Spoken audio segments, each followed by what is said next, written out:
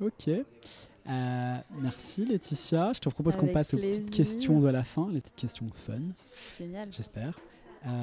Alors, c'est inspiré de Proust. Quel est le mot que tu préfères? Le mot que je préfère? Putain, c'est horrible ces questions. Vraiment là, tu me fais faire un truc. J'ai l'impression de repartir dans nos premiers mots où je travaillais avec toi. Tu me demandais de choisir un mot pour un truc. Ah ouais, bah ça, ouais, c'est comme ça qu'on va à l'essence. Bah, je vais te répondre très simplement la joie. Parce que mon prénom c'est Laetitia, ça veut dire la joie en latin. Je pense que ça me correspond, donc j'y suis attachée. Bah je suis d'accord, ça te correspond bien. Le mot que tu détestes? Angoisse. En même temps, il est marrant quand même. J'ai le droit à un autre mot alors T'as peut-être. droit à ce que tu veux, oui, vas-y. Non, angoisse, j'aime pas ce mot. Angoisse, ok, ça me va. Alors ça, j'adore cette question. Le bruit ou le son que tu préfères?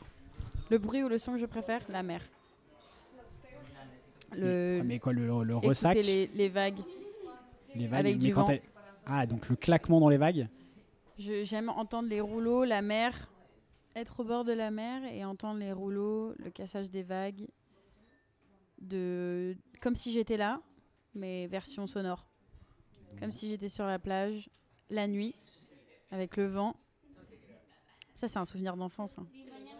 Ça ressemble à un souvenir d'enfance. Ça, c'est un souvenir d'enfance. Tu t'en souviens ou tu penses? Ah oui, 100%. Ça, c'est mon berceau sur la plage à la Martinique à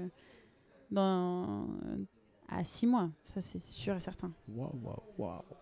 Et depuis, j'ai un nombre d'audio de mon téléphone de la mer, simplement ça. Hein. Mais ouais, ça c'est de l'enfance. C'est ce qui te calmait dans l'enfance.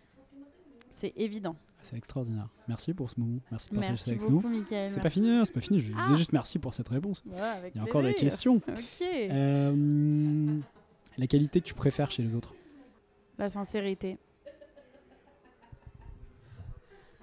Peut-être qu'il y avait ça aussi dans notre relation. Il y avait ça où? Dans notre relation. Ouais. Je crois que c'est un des appuis quand même de cette relation. Oui. C'est de pouvoir être sincère l'un avec être sincère l'un avec l'autre.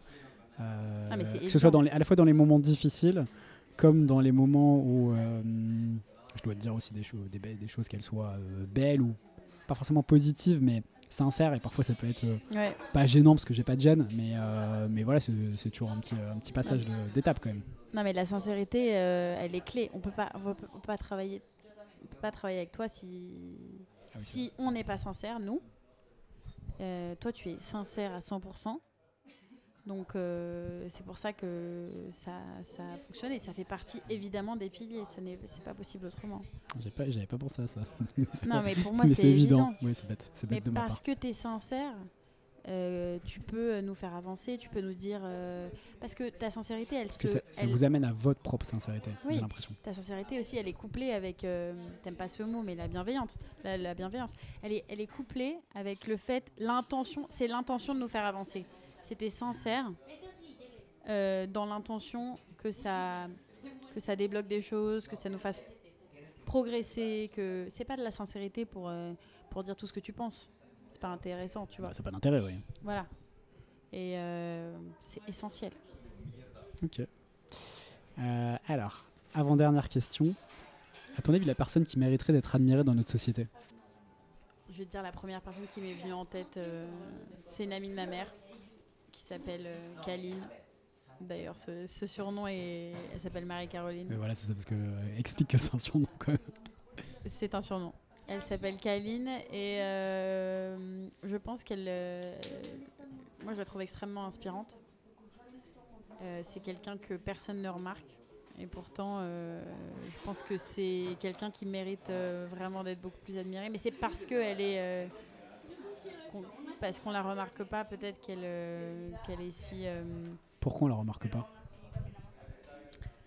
Déjà, elle a un handicap de naissance. Elle est née avec un pied beau. Et donc, elle a grandi dans une famille où voilà, elle était l'enfant handicapé qui a subi des opérations, etc. Donc, elle s'est construite de façon différente. C'est construit à la marge, tu veux dire. Et puis, au-delà de ça, voilà, je pense que moi, je l'admire pour des raisons très spécifiques. D'abord, elle s'adresse à tout le monde de la même façon. Elle s'adresse à un adulte, à un enfant de la même façon. Quelqu'un qui est riche, quelqu'un qui est pauvre, peu importe. Elle n'a pas de filtre en fonction de la personne à qui elle s'adresse. Ça, je pense que c'est une des choses que j'apprécie le plus chez les gens qui sont capables de faire ça. Ça veut dire qu'en fait, elle considère que chacun a la même valeur. Voilà. Comme toi, elle est extrêmement sincère. Quand elle aime ou quand elle aime pas. Et c'est ce chemin-là moi, ça fait partie des choses sur lesquelles je chemine, d'être sincère, d'être.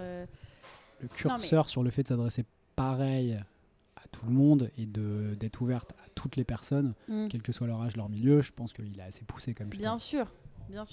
Mais ça fait partie des choses que j'admire chez les gens. Et voilà, pour moi, c'est la première. Et à ton avis, pourquoi elle s'adresse de la même manière à tout le monde ? Parce qu'elle ne fait pas de différence. Peut-être aussi parce qu'elle accepte toutes les facettes de sa personnalité et que du coup, elle ne juge pas les autres. Exactement.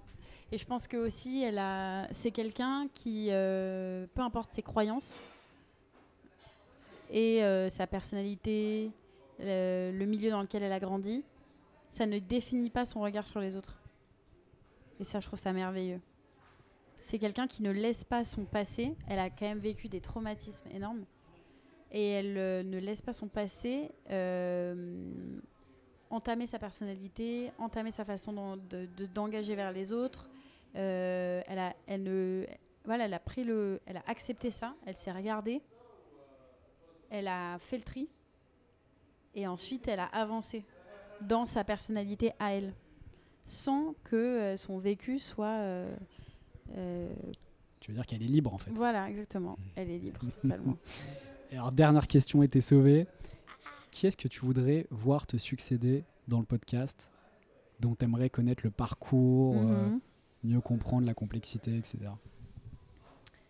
Je trouverais ça intéressant que tu accueilles, mais elle a fait déjà pas mal de podcasts, mais je trouverais ça intéressant que tu accueilles Frédérique Bedos, qui est la fondatrice d'un projet philanthropique, une ONG, qui s'appelle le Projet Imagine, que je connais particulièrement parce que c'est une amie de ma mère. Et c'est quelqu'un qui a non seulement une vie totalement particulière, mais qui a aussi une façon de voir les choses pleine d'espoir, d'envisager le monde, une très belle façon d'envisager le monde, qui a une personnalité extrêmement singulière. Et je pense que ce serait intéressant que tu la reçoives dans ton podcast. C'est bien noté. J'ai noté son nom, j'ai noté son ONG. Merci encore, Laetitia, pour ta présence, pour ton échange, pour ta sincérité. Évidemment, pendant cette heure passée ensemble, et puis évidemment pour tous les moments qu'on a passés ensemble. Et puis évidemment, à très vite. Merci, Mickaël. Au revoir.